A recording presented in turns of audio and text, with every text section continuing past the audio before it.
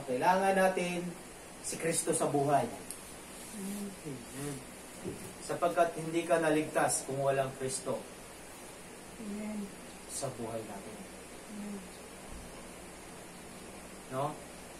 Kaya yung paniniwala nila, akala nila tama yung pananampalataya. Pero sinabi yan, may daang matuwid sa tingin ng tao. No, di ba? Meron sasabi nun, ngunit kamatayan ang dulo ito. Ayan. Kawika ang 14:12. Pakikita natin na hindi lamang sasabihin, porkit pinanganak ka, yun ang susundin mo. No. Mayroon pa rin tayong tinatawag na pagsunod. Mayroon pa rin tayong dapat na paniwalaan sa buhay natin. Ano pa? Sabi diyan, ang masasama niyong gawa ang dahilan ng pagkawalay ninyo sa Diyos. Yan. Kasala kayo kaya hindi ninyo siya makita at hindi niya kayo marinig. Ito yung mga dahilan kung bakit. Sabi niya, ang masasama niyong gawa ang dahilan ng pagkawalay ninyo sa Diyos. Kaya mga minamahal,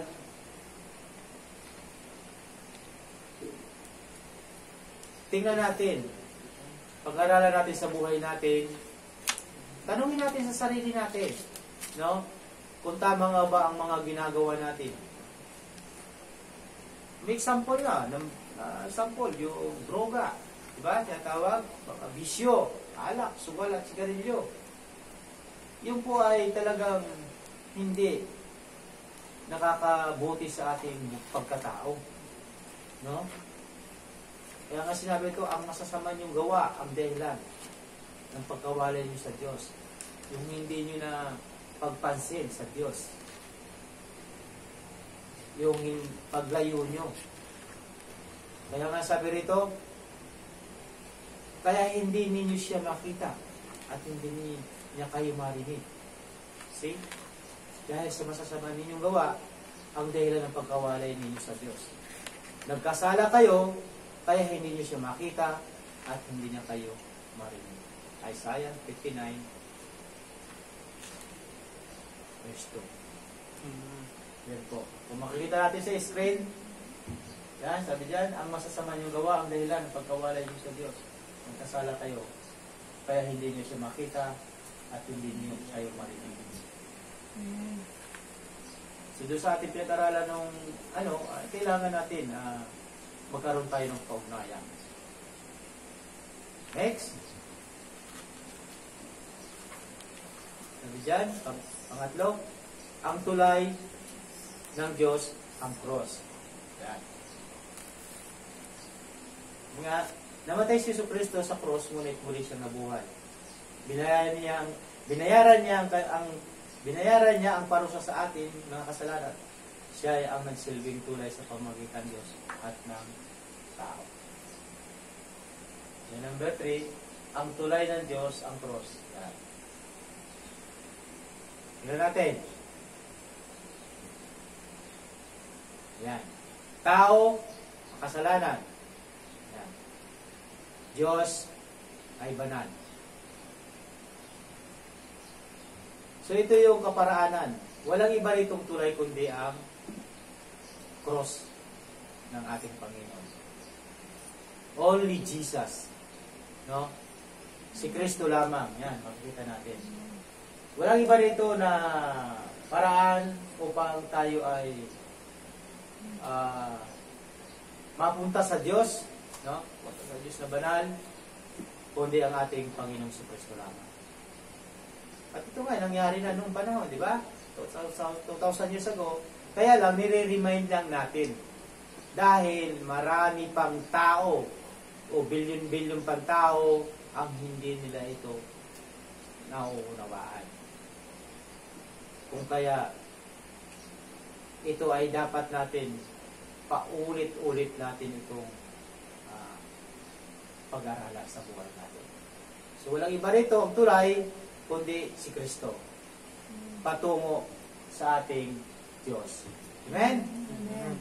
Sabi dyan, sapagkat iisa ang Diyos at iisa ang tagapamagitan sa Diyos at sa mga tao, ang taong si Kristo. Yan. Timothy, 1 Timothy, chapter 2, verse 5. Sapagkat iisa ang Diyos at iisa ang tagapamagitan sa Diyos at sa mga tao, ang taong si Kristo. Jesus. So makita natin sa screen kanina, walang ibang tagapamagitan sa atin sa Diyos kundi ang ating Panginoong Kristo. Amen. Ano pa? Sapagkat si Kristo na walang kasalanan ay namatay ng minsan para sa inyo na mga kasalanan o pagharap sa Diyos. Siya ay pinatay sa laman at muling binuhay sa Espiritu. Unang 1 Peter chapter 3 verse 18. Yan, makikita natin. Sabi natin, sapagkat si Kristo na walang kasalanan ay namatay ng minsan para sa inyo na makasalanan upang maiharap sa Diyos. Siya ay pinatay sa laman at muling binuhay sa Espiritu. Amen. Yes, hindi talaga siya namatay lubusan. Namatay siya is physical. Kumbaga, kung titingnan natin to physically, no? Physically pero spiritually, muli siyang ibinuhay sa pamamagitan ng Espiritu. Amen? Amen. Ito yung dahilan na kung saan ay kailangan talaga natin na lumapit sa Diyos at manampalataya sa ating Panginoong Kristo. Next. Diyan. Ngunit pinatunayan ng Diyos ang kanyang pag-ibig sa atin nang namatay si Kristo para sa atin nung tayo'y makasalanan pa. See, nakita natin. Ngunit pinatunayan ng Diyos ang kanyang pag-ibig sa atin nang namatay si Kristo para sa atin nung tayo'y makasalanan pa. Ganon ang pag-ibig ng Diyos sa atin. Sobra-sobra. For God so loved the world. Very much love ka ni Lord. And ganon ang pag-ibig ng Diyos. Kaya kailangan natin magkaroon tayo talaga ng kaugnayan. Kilalanin natin ang ating Panginoong Kristo sa buhay ng bawat isa sa atin. Walang iba, only Jesus. Si Kristo lamang. Sapagkat sinabi niya, di ba, sa John 14, verse 6, I am the way, the truth, and the life. No man cometh unto the Father, but by me. Amen? Ako lamang, ako ang daan ng katotohanan at ang buhay. Sabi niya. Walang makakapunta sa Ama, kundi sa pamamagitan. But by me. Only Jesus. Only Jesus. Next. Yeah. Number 4. Ang ating tugon, tanggapin si Kristo. Ayan. Kailangan magtiwala tayo kay Jesus, kay Kristo bilang Panginoon at tagapagligtas. Tanggapin siya sa pamamagitan ng personal na paanyaya sa Kanya. Ayan. And number 4, ang ating tugon na talagang kailangan natin tanggapin ang ating Panginoon sa Kristo. Amen? Okay, sabi dyan. So, nasaan ka? Dito, ang tao, kasalanan, mga himagsik, pagkahiwalay, Diyos, kapayapaan, kapatawaran, masaganang buhay, buhay na walang katapusan. Ngayon, nasaan ka na ngayon? Na kay Kristo ka na. Amen? Tumakan natin ng Diyos. Hallelujah! Si Kristo na ngayon ang mimi-ari sa iyo. Ang tanging tulay, Kristo lamang. Yan, tingnan natin. Kung ipahayag ng iyong bibig na si Jesus ay Panginoon at buong puso kang sumasampalataya na siya ay muling binuhay ng Diyos, maliligtas ka. See? Ganun lamang kasimple. Diba? Nung una, tao, makasalanan, Diyos, banal. So tayo nga ay nawalay. Yung sabi dyan, sa Roma chapter 10 verse 9, kung ipahayag ng inyong bibig na si Jesus ay Panginoon at buong puso kang sumasampalataya na siya ay muling binuhay ng Diyos, maliligtas ka. Doon lang kasimple. Wala ka namang ginawa. Ipahayag mo lamang sa iyong bibig. Diba? Ganun lang. So bakit kailangan mo pang parusahan ang sarili mo? Ganun lang kasimple.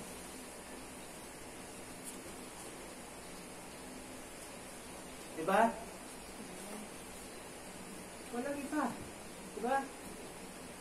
Diyan kung pahayag ng ibibig na si Jesus ay Panginoon at buong puso kang sumasampalataya sa muling binuhay ng Diyos, maliligtas ka.